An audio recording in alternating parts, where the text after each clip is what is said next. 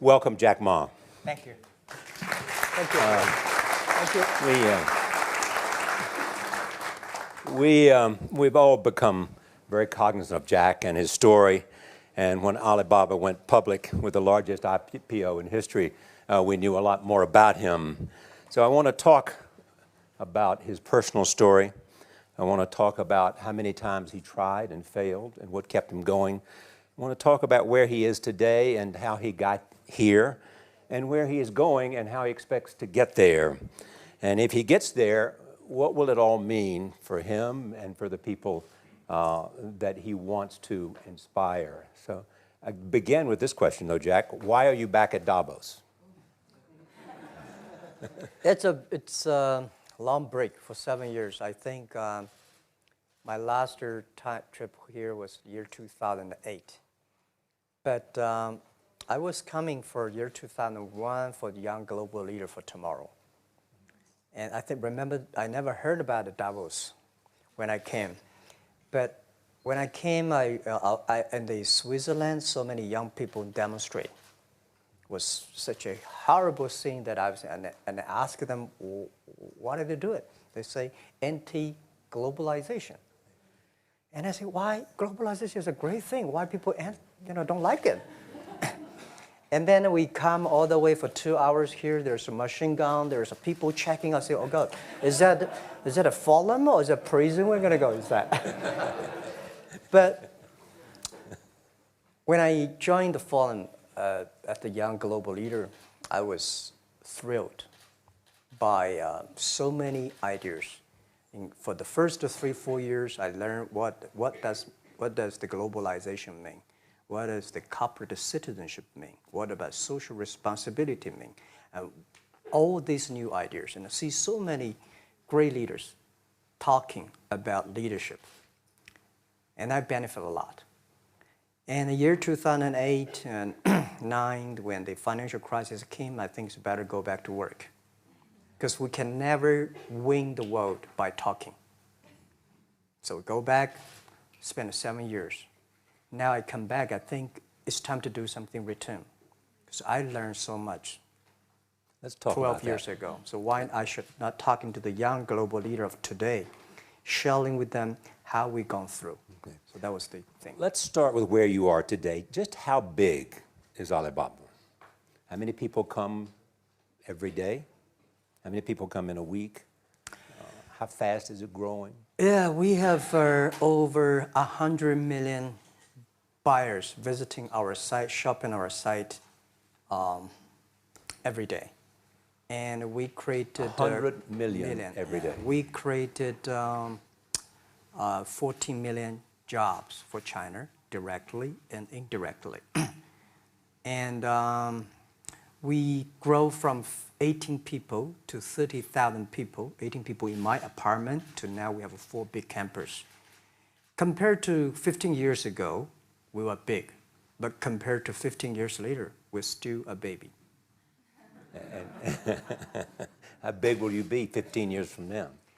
I think 15 years ago, I told my team that in the past 15 years, we grow from nothing to this size. And 15 years later, I want people to know about Alibaba, know Taobao, because it's already everywhere. I want 15 years ago when we talk about what is e-commerce, why small business can using this e-commerce, this internet, can do business across the nation. And I hope 15 years later, people forget about e-commerce because they think it's like electricity. Nobody thinks it's a high tech today. Now, this is something that I don't want 15 years later, we still walk on the street talking about why and how e-commerce can help people. Talk about the IPO. Did it exceed your expectations? Well, it's a pretty small IPO, 250. Yes. Yeah. The largest IPO in the history of Wall Street. We raised. And number 2 was a Chinese bank. Thank you. I remember year 2001. We went to raise some 5 million, 3 million venture capitalist dollars in the USA, and got rejected. And I say we come back raising a little bit more. But I think, what we think more about is for $25 billion, how we can spend the money efficiently, because this is not the money, this is the trust from the world, the trust from those people. They want you to do better jobs to help more people. They want to have a good return. So I think gives me more pressure, because when our market cap is bigger than IBM, for a certain day we're bigger than Walmart. We're one of the top 10, 15 largest market cap company in the world. I told my team and myself, is that true? We're not that good. Because years ago, people say, Alibaba model is terrible. Does not make money, have this and that, all the big bad things, because Amazon is better, eBay is better, Google is better, and there's no such model like Alibaba in the USA. So I told myself and people, we were better than people thought. But today, when we are that big size, I said, no, we are not that good as people thought.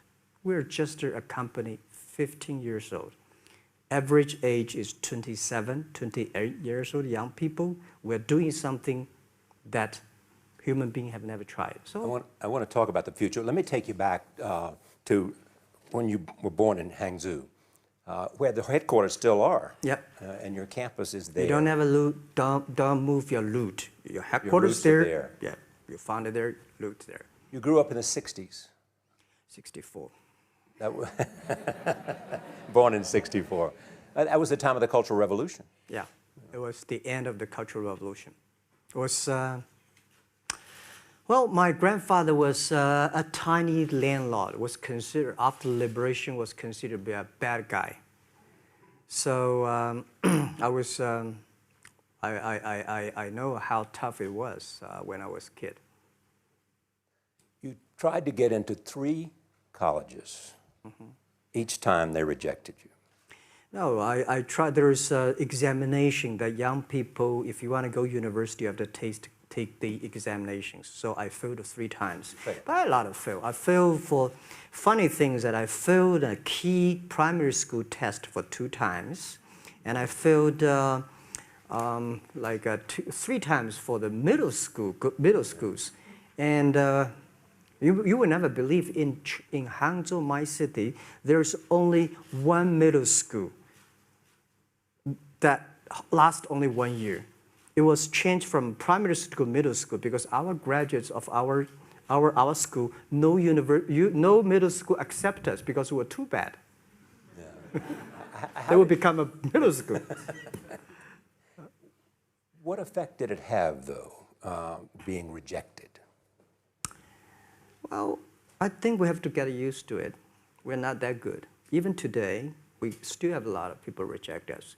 I think when I graduate from universities, and before I, for 3 years, I tried to fill in the universities. So I applied jobs for 30 times, got rejected. I went for a police. They said, no, you're not good. I went to even the KFC. When KFC came to China, come to my city, 24 people went for the job. Yeah. 23 people were accepted. I was the only one guy. And we went for police. 5 people, 4 of them accepted. I was the only guy that I received it. So to me, being turned down, rejected. Oh, by the way, I told you that I applied for Harvard for 10 times, rejected. I know I'll be rejected. I just don't want to say that. Yeah, sorry now. 10 times you wrote them and said, I'd like to come to Harvard. Yeah. And then I told myself, someday I should go teach there, baby. I think that can be arranged. Richard Nixon came to Hangzhou. Yeah. And after that, tourists flooded the place. Yeah. And that's how you learned English. Yeah. I really like I don't know why, at 12, 13 years old, at that time I suddenly fell in love into the language, the English. And there's no place you can learn English at that time. There's no books, English books. So I went to the Hangzhou Hotel, now called Hangzhou Shangri-La Hotel, because that was the hotel can receive the foreign visitors. So every morning for 9 years, I showed them around as a free guide, and they taught me English. And I think that changed me. Today, I'm a 100% made in China. I've never got a one-day train outside China. Yeah. And when people talk to me, say, Jack, how can you speak English like that? Why sometimes you talk like an Western guys? I think that was the 9 years. These Western tourists opened my mind because everything they told me are so different from the things I learned from the schools and from my parents. So now I have a habit. Whatever I see, whatever I read, I use my mind. Think about it for 2 minutes. Is that how Ma Jun became Jack Ma? Actually, Jack, the name was given by a lady in tennis. She's a tourist. She came here and she said, came to Hangzhou. We become a pen friends. Ma Ring is so difficult to pronounce. So she said, do you have an English name? I said, don't. So can you give me an English name? She said, okay. She said, my father called it Jack. My husband called Jack. What do you think about Jack? I said, good. So I've been using that for that many years. Yeah. First visit to America, 1995? 1995, yeah. I come here for a project helping the local government to building up a highway. And you tried the internet. I tried the internet in Seattle. And in a building called the U.S. Bank. I don't know whether the U.S. Bank is still there or not, but it's a building. And my friend opened a small office, which is like only 10% bigger than this room. And there are a lot of computers in there.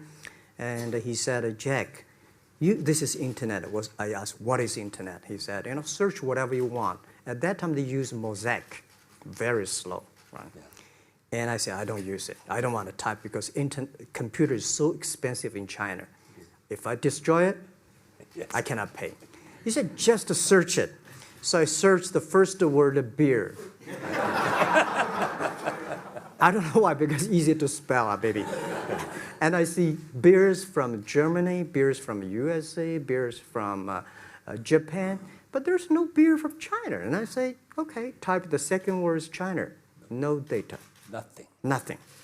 And I said, 1995, no data about China. So I talked to my friend, why not make something about China? So we made a small, very ugly looking page called China. It's something like I did a translation agency and we listed on there. It was so shocking. We launched at 9:40 in the morning. 12:30, I got a phone call from my friend. He said, Jack, you got 5 emails. I said, what is email? And they say, these are the things. So people are so excited. Where are you? This is the first time I see a Chinese website on that. How can we can we do something together? So I think this is something interesting. So we should do it. Why did you call it Alibaba? Alibaba? Well, when I started, I think internet is global. We should have a global name. And a name that, interesting, like at that time, the best name is Yahoo. Right? So I've been thinking for many days, suddenly thinking Alibaba is a good name. So I happened to be in San Francisco that day. I did have a lunch, and the waitress came. I asked her, do you know about Alibaba? She said, yes. I said, what is Alibaba? She said, Open Sesame. Good. So I went on the street, asked about 10, 20 people. They all know about Alibaba, 40 Thieves, and Open Sesame. And I think this is a good name. And start with A. Whatever you talk about, Alibaba is always top. You have said before that in creating Alibaba, you had to create trust. Yep. Because people in China were used to face-to-face. Yeah. How did you create trust? I think because we started about doing business on the internet. I don't know you, you don't know me. So how can you do things online unless you have trust? So for e-commerce, the most important thing was trust. I think when I first went to USA for raising money, talk to the venture capitalists, a lot of people say, oh, Jack, no. China doing business by the guanxi. How can you do business on internet? And I know that without the trust system, the credit system, it's impossible to do business. So in the past 14 years, everything we do is trying to build up the trust system, the record system.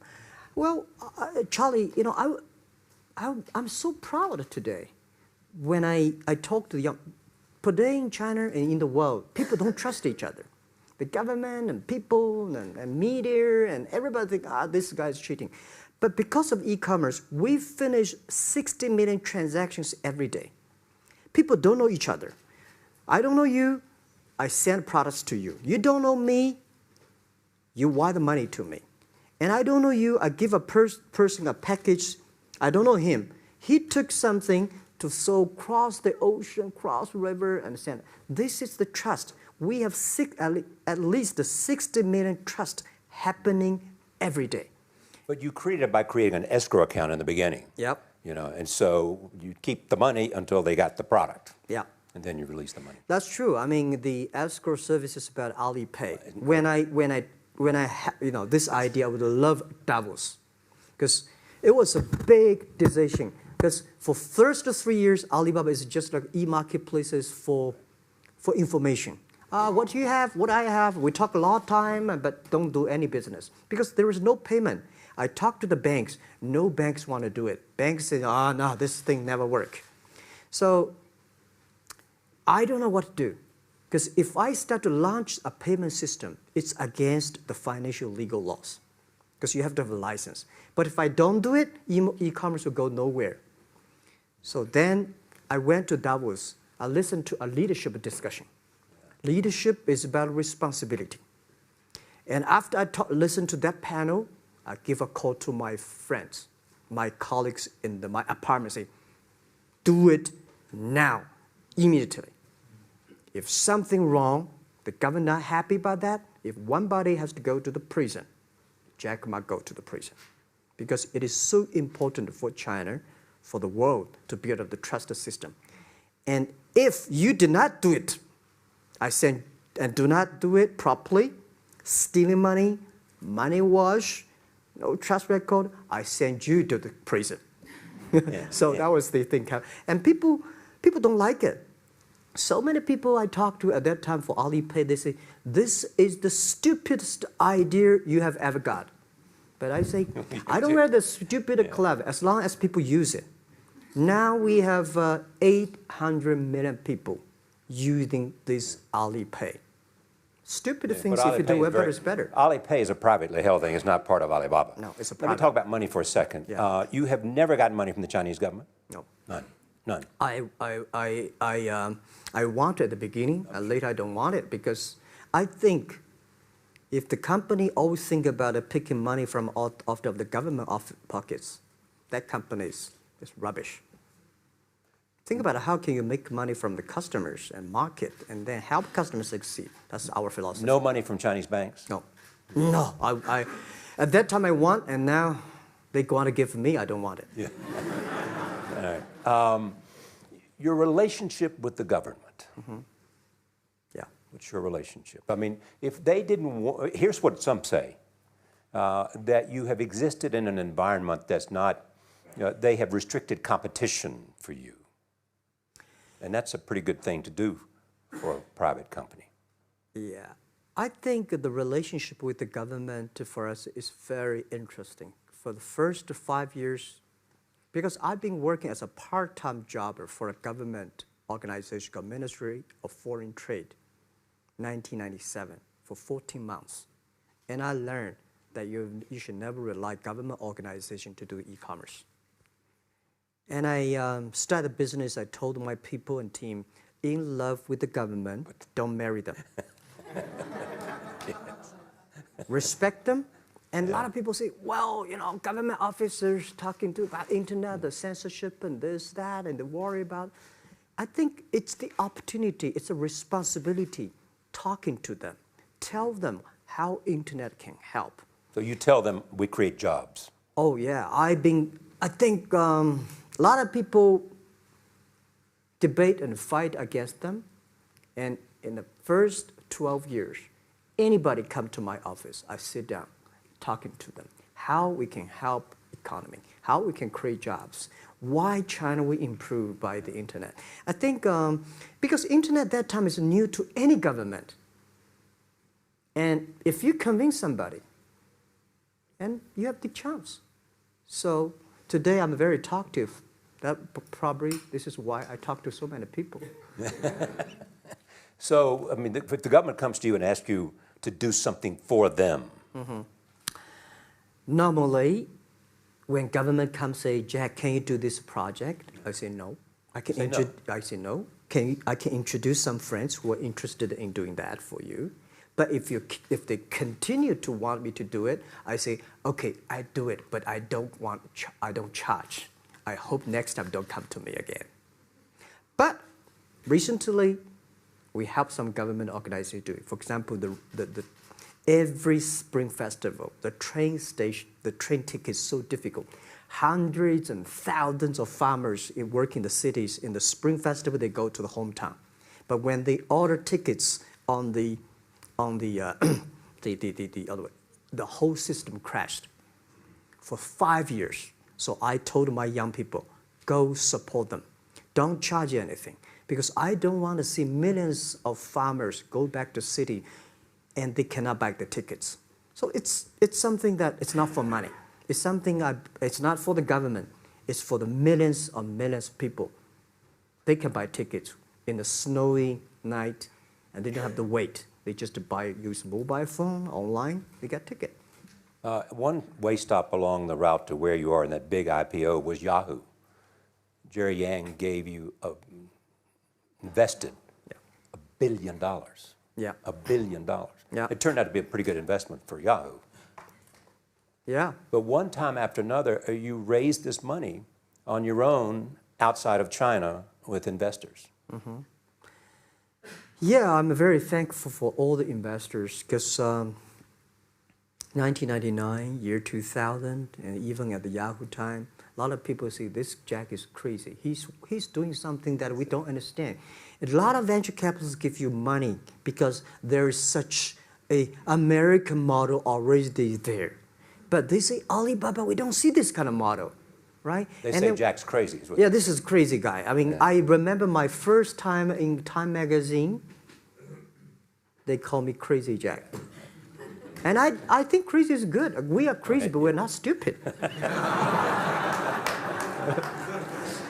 We know what we are doing, but if everybody agree with me, if everybody believe our idea is good, we have no chance.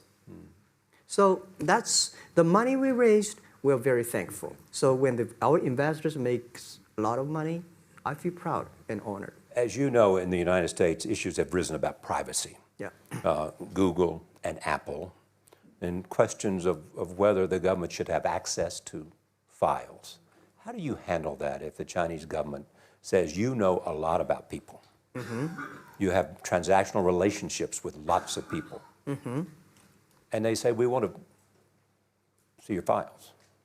Well, so far, I don't have this kind of problems from Chinese government. And I told them, any government, if you come here for the national security, anti-terrorist, well, anywhere, anti-terrorist, we work together. It's a criminal, we work. But rest of that, no. I said, we are a business.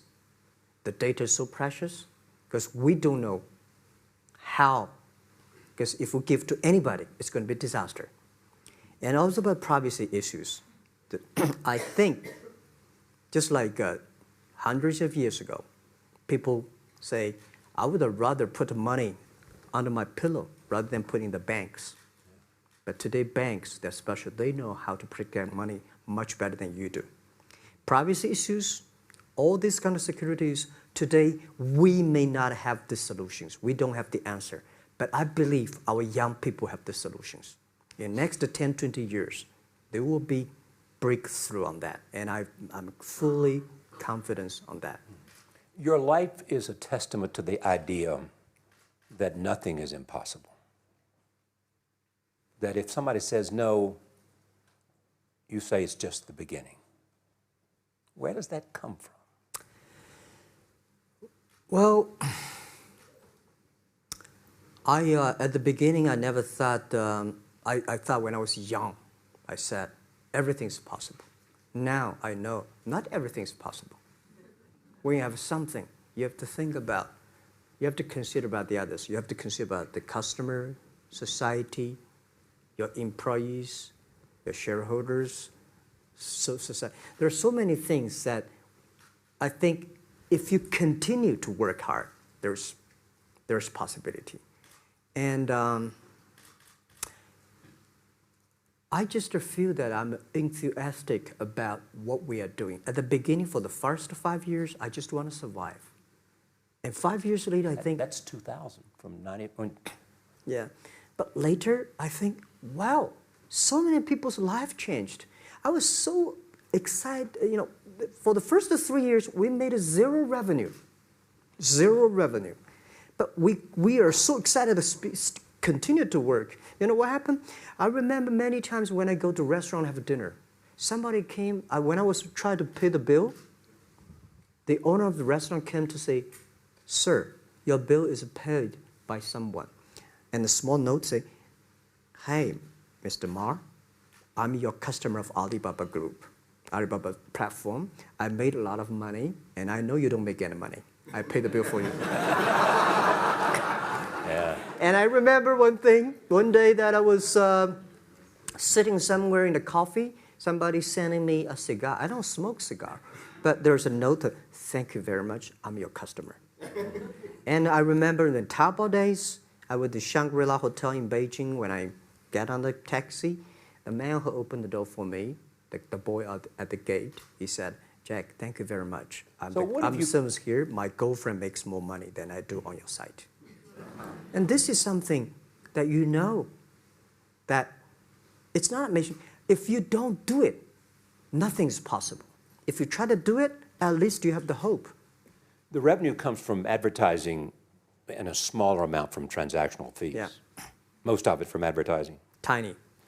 Tiny from advertising? Tiny from advertising, tiny from transactions, because we need big mass.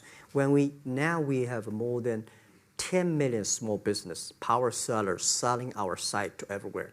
So the transactions we have is second after Walmart.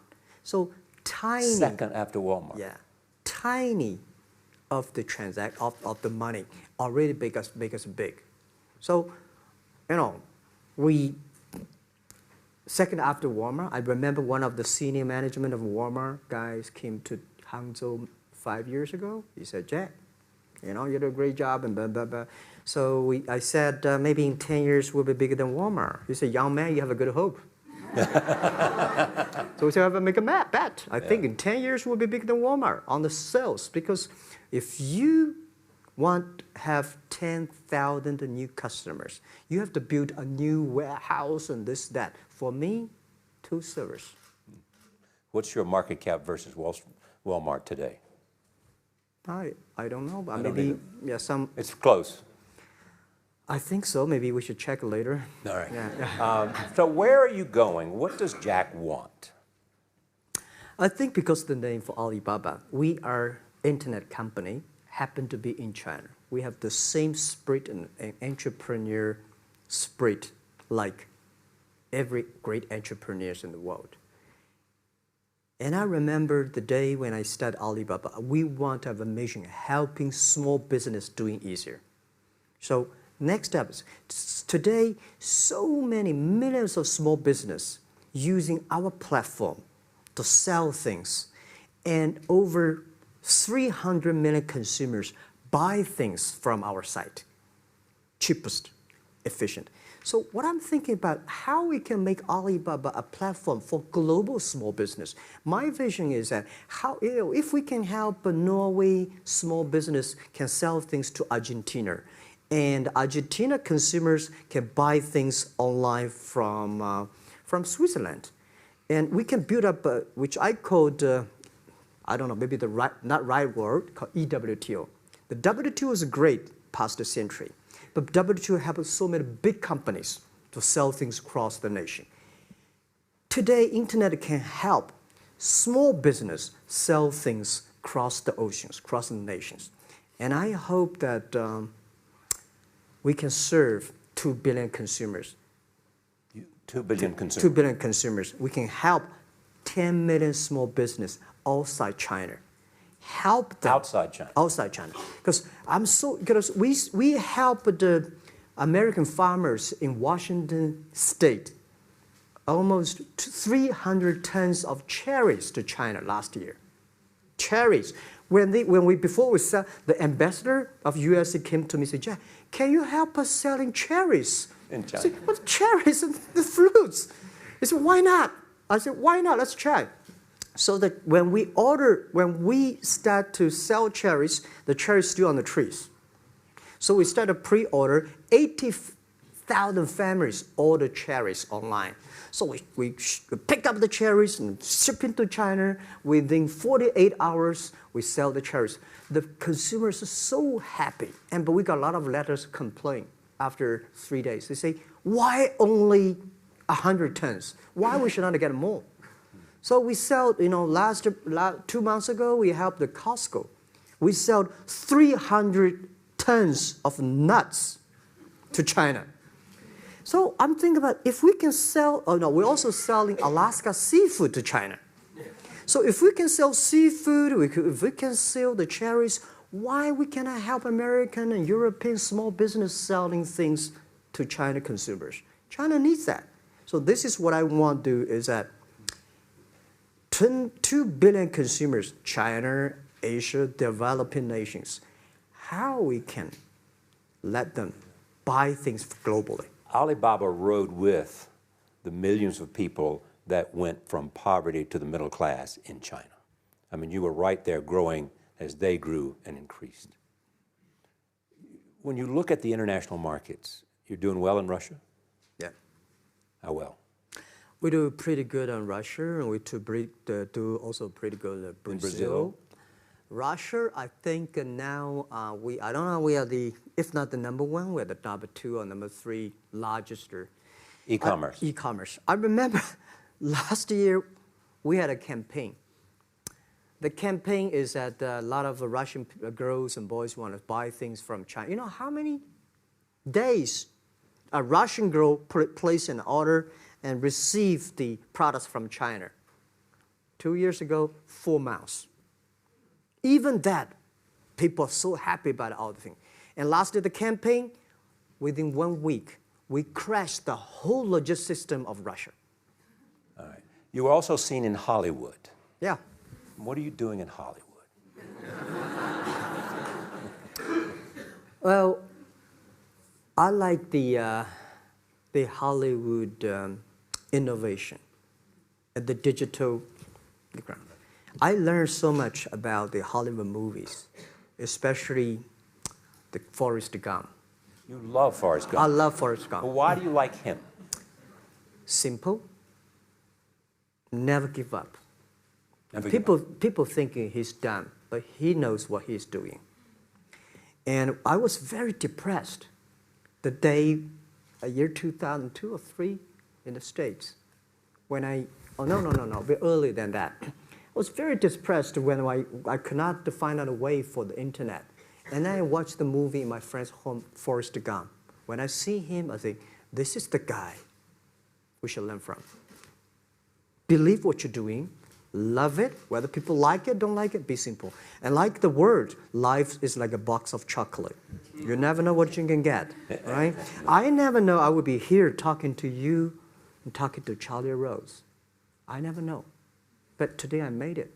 I told my people in my apartment 15 years ago, guys, we have to work hard, not for ourselves. If we can be successful, 80% of the young people in China can be successful. We don't have a rich father, powerful uncle. We don't have $1 from bank, 1 cent from government. Just work as a team. So what do you worry about? I worry about it today. Young people, a lot of young people lose hope, lose vision, and start to complain. Because we also have the same period. Because when I got, it's not a good feeling being rejected by so many people. We also depressed, but at least later we find that the world has a lot of opportunity. How you see the world, how you catch the opportunity. So, in the Hollywood gives me a lot of inspiration. You know? But you were out there for business. You were out there because you want to make movies and sell them. I want to make the movie for business-wise. We are e-commerce company. We have a lot of products that need logistic. But movie, TV, these are things you don't need logistic system. And movie probably is the best product that can help Chinese young people to understand. Because one thing I told the Chinese people, my friends, in American movie, all the heroes at the beginning, they look like a bad guy. Terrible things coming, they become a hero. And finally, they all survived. China, if you're a hero, all the hero died. So, because only dead people become the hero. So nobody want to be the hero. So you want to change the Chinese definition of hero? Yeah, I want to say hero. Today we have so many heroes who live in this world. Are you still writing these kung fu novels, or are you just reading them? I read them, and I start to write something. I think it's fun. The kung fu is something you start to think about something that you cannot do. But if you have some luck, if you continue to practice, if you got a good master, if you're a good team, you're an expert. So at least to make me, when I'm busy, when I'm tired and frustrated, I read kung fu books. And You also travel with a Tai Chi. Am I saying that right? A trainer. Tai Chi? Tai Chi. Tai Chi. Tai Chi, yeah. What does that do for you, other than keep you in good health? I love Tai Chi. Tai Chi is a philosophy about yin and yang. Yeah. Tai Chi is about how you balance, how you work, like a competition. People say when I compete with eBay, say, you hate eBay. No, I don't hate eBay. It's a great company. You know, they come, I go. You know, Tai Chi is like, you fight here, I go over there. You put it on the top, I go to down, right? So it's a balance, right? You are heavy, I'm small, you know. When I'm small, I can jump. You're heavy, you cannot jump. So the Tai Chi is about a philosophy. I use in Tai Chi philosophy in the business. Calm down. There's always way out. And keep yourself balanced. And meanwhile, don't try to, because business is a competition is a fun. Business is not like a battlefield. You die or I win. Business, even if you die, I may not win. Right? So it's about fun. So Tai Chi gives me a lot of inspirations. But you want your life and you want this company, Alibaba, to change the world. And you're changing the world if, in fact, you provide a forum for buying and you enable people to earn a living. Yeah. But also, you believe that Alibaba ought to change the lives of women. So what are you doing? At first, I think many years ago, I want to change the world. Now, I think if we want to change the world, we change ourselves. Change ourselves is more important and easier than change the world. And second is that I want to improve the world. Because it changed the world may be Obama's job. Because my job is to making sure that my team are happy. Because my team are happy, they can make my customer happy. If my customer, they are all small business. When they're happy, we are happy. About women, one of the secret source for Alibaba's success is that we have a lot of women. What percentage of women among Alibaba one day employees? Before, I think 2 or 3 months before we IPO, there's American journalist come to our company. She asked me a question. Jack, I've seen so many women in your company. I say, what's wrong? We have later we find that we have 47% of the employees of our company are women.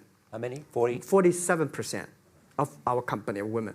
And we actually had a 51 because we acquired some company these days. They have more men, so balance that. But these are women in top-level positions? 33% of the management are women. And 24% of the senior management, very top level, are women. We have a women CEO, CFO, CPO, Chief People Officer, and we have everywhere. And I think so comfortable to working with them because women, in this world, if you want to win in 21st century, you have to making sure that making other people powerful, empower others, making sure the other people better than you are, then you will be successful. So I find the women, they think about the others more than they think about themselves. Right. Yeah, women think about the kids, husband, parents, much more than the man. And the user-friendliness. A couple of things I want to talk about before we go, because we have less than a couple of minutes. China today, are you worried the economy slowed down? No, I don't worry about it. I think China is doing, it's slowing down is much better than keep on 9%. China today is the second largest economy in the world. It's impossible to keep 9% of the growth. If China still keeps the 9% of the growth of the economy, there must be something wrong. You will never see the blue sky. And you will never see the quality. China should pay attention to the quality of the economy.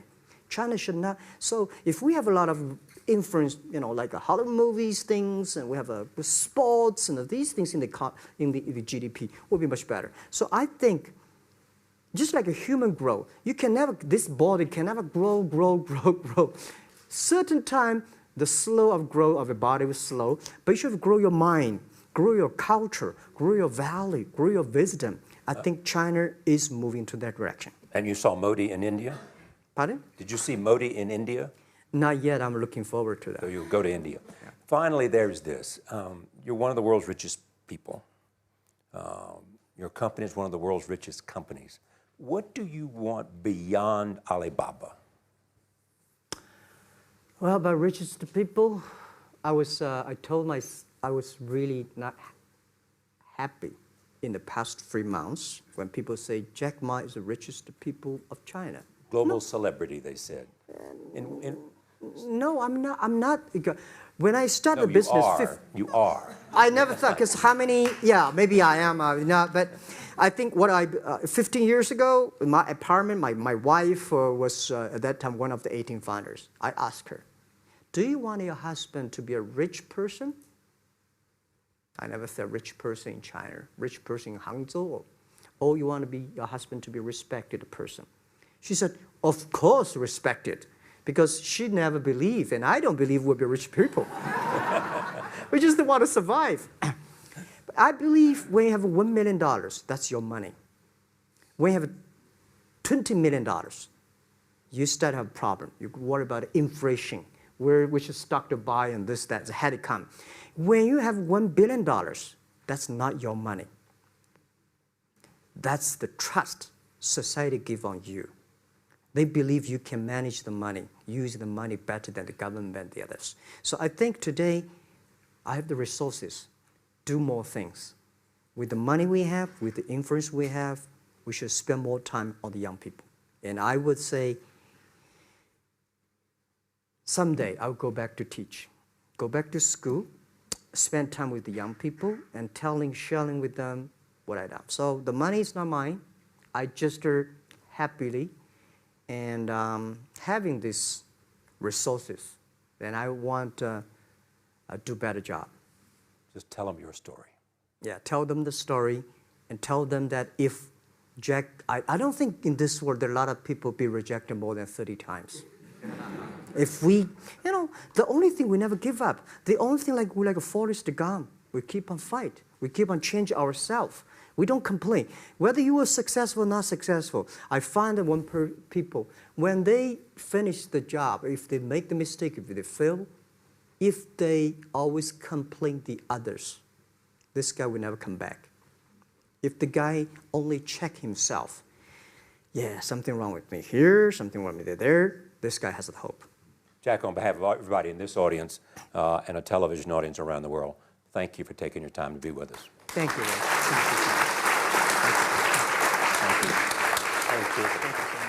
Thank you. Thank you so much, Rob. Thank you.